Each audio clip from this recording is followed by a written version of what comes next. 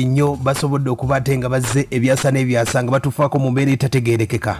Okufa tteeka oyinza okugamba nti lwaki okyogeddeko okufa tteeka tekwewali Kawadde n'akamu naye ofudde otya era ofiiridde wa? Emyaka egiyise bantu bangi basobodde okuba tebakola ebikolwa bingi nnyo ku bayimbi ab'enjawulo abajjukira omukolo gwe bayita Lucky Dube eyatibwa buti wa South Africa, omukolo gwe bayita Master Blaster ebwayisa abasajja bayita Abasudaani bamutta bubi nnyo. Moses Ready yabajjukira okufa kwe, AK47 n'abayimbi bangi nnyo. Kati mu mbeera nga tuli mu kikadde njagadde okubate nga kuyisaako mu mbeera abayimbi ab'edda abakadongo kamu abasinga abafa mu mbeera etategeereka wadde n'akamu, abamu battibwa nga buttibwa. Sooka owulire emboozi eno gwe njagala okubate nga gusookerako omukulu bamuyita Jessy Kasirivu. Jessy Kasirivu ono omusajja yali w'amaanyi nnyo, yali muvubuka nvuumuulo myaka gy'ensanvu eyo. Yabuzibwawo omukulu gwe bayita Idi Amin Dada myaka gya 7 nga gitandikawo. Omukulu Jessy Kasirivu y'omu ku batandika ekibiina kye bayita Crane Band mu mwava ekibiina kye bayita Tames, Renzoli, Afrigo zonna ezaaveeyo mpola mpola.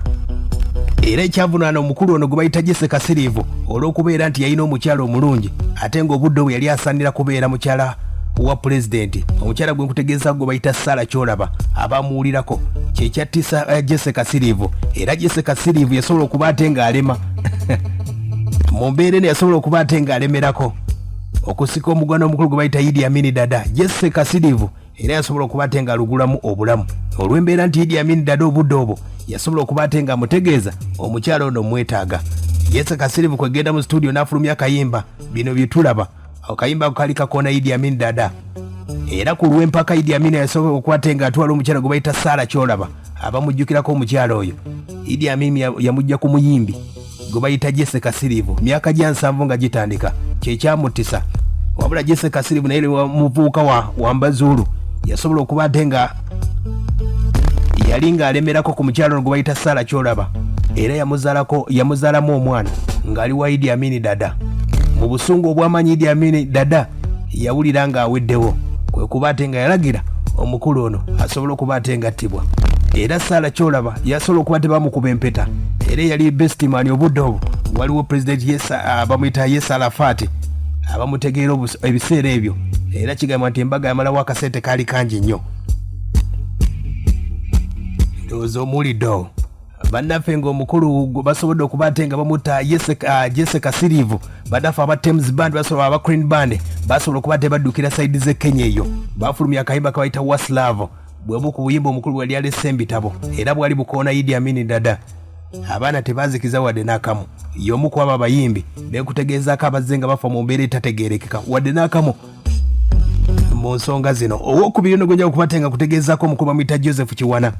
Kiwana gwe nakutegeezaako gye buvuddeko. Omukulu ono bamuyira mazzi gookya, ye taata w'omukulu gwe bayita Michael Kinene n'omukyala maama wa Kinene gwe bayita Rema kulabako omukyala omumutegeera. Era taata wa Kinene ono yali abeera sayidi z'ensanja awo mu Kazigo we yasulanga obudde obwo emyaka egyo egy'edda.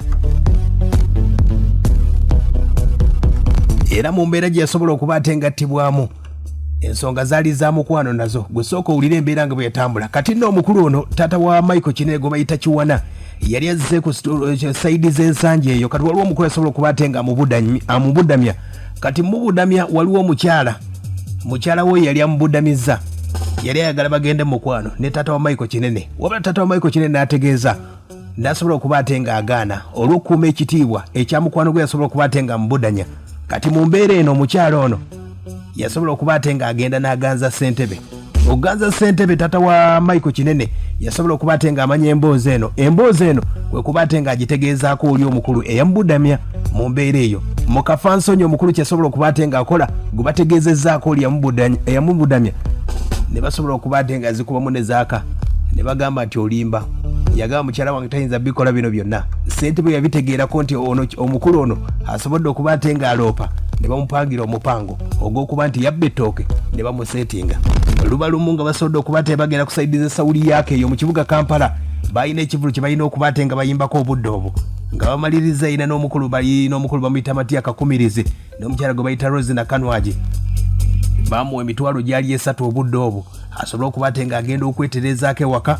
Ng'atuuse mu nsangi ekyalo kyali kitudde nga kyatereezezza dda, ennyumba ye baali baagimenya omukulu ono Kiwana ne basobola okuba tebateekamu ettooke nga tamanyi wadde n'akamu ne bagizzaawo bulungi. We yatuukira ensangi omukulu ne bamutegeeza, ssentebe yajja n'amutegeeza, ssebo tuli ku kikwekweto wano ku kyalo kino kuliko ababba amatooke era tubanoonya, ennyumba yo yokka yeebulayo. Omukulu Kiwana n'ategeeza ate nze nyina obuzibu nva kuyemba. We yali yakagulawo bw'ati, yatuukira ku ttooke n'enkoko ng'eri awo. Ab'okukyalo ne batandika kooti yaabwe nesobola okuba ate ng'etandikirawo okusalawo. N'oli omukyala gwe nkutegeeza gwe yali ayagala omwegwanyiza y'omu ku baleeta amazzi ge baayiira omukulu ono, taata wa Michael Kinene, era yafa nga talina nnyama mu mbeera y'amazzi. Abantu b'okukyalo bamukuba nnyo bubi nnyo olw'embeera eyo. Ne mu mbeera eyo abaasobola okuba ate nga bakikola tebasobola kuba ate nga babategeera oba okubasiba wadde n'akamu, wadde nga ssentebe bamumanyako. Y'embeera eyo nno omukulu oyo ne gye yasobola okuba ate ng'afaamu. Obadde obimanyi oba? Waliwo omukulu gwe bayita Katose kandi ono gwe batenga kutegeezako omukulu wa Kase Music Recorders yasimatuka amasasi agaamukubibwa nga gali gapangiddwa omuyimbi Nakinku n'akadde kano waali. Yasobola okuba ate nga aleeta abatujju abaali baagala okuba ate nga ne Katonda yali akyamulika akadde kano. Katose kandi akyaliwo. Era omuyimbi yasobola okuba ate nga aleeta ddiiru, yaleeta omukulu Katose kandi nga bomanyi nti yali atunda nnyimba omukulu ono era nga n'akasente obudde obwo yali akayinamu. Omuyimbi ono yasobola okuba ate nga mulisi ya ddiiru ng'agamba nti bw'oleeta obukadde 5 ogenda kufuna miliyoni 10. Nga bw'ali omusuubuzi yasobola okuba ate nga akkiriza n'agamba eno bizinesi ogenda kuyingira. Awo nno nga akasente akayina Katose kandi we yaleeta akasente ng'akakwasa omukulu oli, ab'emmundu we bagirayo emmundu, amasasi ne ganyooka, bamukuba amasasi era agaasigalawo gakwata lubuto. Awo nno yasobola okuba ate nga wona omukulu gwe bayita Katose kandi era gakigamba waliwo omuyimbi omu, omuyimbi wa kadongo kamu yasobola okuba ate yali mu mupango olw'ekitiibwa n'erinnya lye ne famire erinnya sigenda ddi bagamba mu nteekateeka eyo. Era omukulu we Mwaggwa 26 yasobola okuba ate nga nnyuka ebintu bya music ne yeetamwa music gwe kutegeeza Katose kandi era bajjukira waliwo n'omuyimbi gwe bayita Vincent Segawa baakola ekkobaane basibe omukulu ono gwe bayita Katose kandi. Obadde obimanyi oba? Gwe nkujjukizaako omulala omuyimba muyita Byron Kawadwa, embeera gyesobola okuba ate nga naye afiiramu, embeera teyali nnyangu wadde n'akamu. Omukono yali akulira National Theatre obudde bwe yafiiramu era nga amagye g'omukulu gwe bayita Idi Amin Dada mu 1977 gamuwamba yali yakava Nigeria. Baali bava mu festival bagiyita Black African Festivals yalinga Lagos eyo, yasobola okuba ate nga ava. Baali bazannya omuzannyo gwe bayita Wankoko abagujjukira obulungi. Byron Kawadwa yasobola okuba ate nga awandiika ne bazannyire e Nigeria. Oyinza okwebuuza byajja bitya okuba ate nga bimanya. Omukulu Idi Amin Dada yali yamuteekamu bambega nga baganda b'omukyala wa Idi Amin Dada mu mbeera eno nga batuuse Nigeria. Balina ekibiina kyabwe kye bayita Heartbeat of Africa era mwalimu omukulu bamuyita Charles Sonko yafa 25. Waliwo n'omukyala bamuyita Frida Sonko, waliwo omukyala gwe bayita bamuyita Adija Lunkuse, oyo nno yafa era yali mukyala w'omukyala wa bamuyita Madina Amini. Bonna baali bambega nga bali mu kibiina ekyo kye bayita Heartbeat of Africa. Be bamu kwasobola okuba tebawaayo omukulu Kawadwa ne bamutegeeza nti ekibadde Nigeria Idi Amin Dada bakuzannyeemu omuzannyo. Mwalimu n'omukyala gwe bayita Nakirijja, bonna balina oluganda ku mukyala wa Madina Amini. Be bamukwasa okuba tebamuwaayo ne bagamba nti ssebo embeera nesobola okuba ate ng'etabuka. Aba yakatuuka wano e Uganda ng'ali ku National Theatre bannaffe bano ne basobola okuba ate nga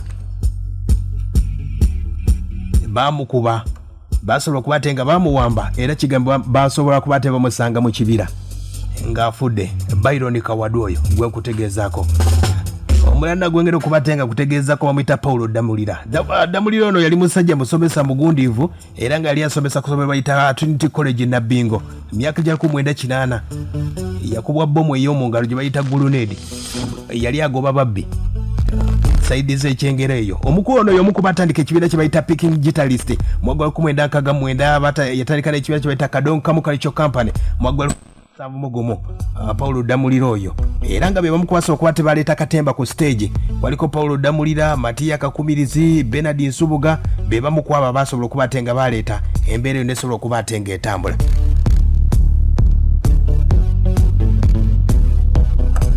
Nga tukyagenda maaso embeera ng'esobodde okuba ate nga etambula bw'etyo, waliwo n'omukulu gwe bayita Christopher Kiryowa bamujjukira omukulu oyo. Naye n'omukulu oyo yasobola okuba ate nga engeri gye yasobola okuba ate nga afaamu yayitetegereka wadde n'akamu. Bamukuba kikonde nno yali agenze kuba ate nga anywamu mu bbaala. Bagamba nti oba yali agenze kunywa malwa yakuba akayimba kabaita local defense, waliwo akayimba kabaita namwandu, waliwo ebbala ya Brown n'endala nyingi yasobola okuba ate nga azikuba. Omukulu omulala bamuyita Charles Semakula ono yali kojja w'omukulu gwe bayita Gerard Kiweewa, era yasobola okuba ate yamuyamba nnyo okuba ate nga atandika okuyiga endongo, naye yafa mu ngeri etategereka wadde n'akamu, era yafiira saidi zeno Kyazanga. Yali agenze kuwanjula, ng'agenze kuwanjula mukyala gwe bayita Goleti Nambi, yafa mu mbeera etategereka wadde n'akamu. Gwe njagala okuba ate nga nsembyewo omukulu bamuyita Lozio Nyago, ono nno y'omu ku basobola okuba ate baasooka ddala mu kisaawe ky'akadongo kamu okuba ate nga bayimba. Abajjukira ebisebe omukulu basebadduka Bajeradi Mukasa Eri Wamala, omukulu ono naye emyaka gya 1975 abajaasi ba Idi Amin Dada basobola okuba ate nga bamusanga ayambadde engoye z'amagye ne bamukuba amasasi omubiri gwonna. Ogiwulidde emboozi eyo?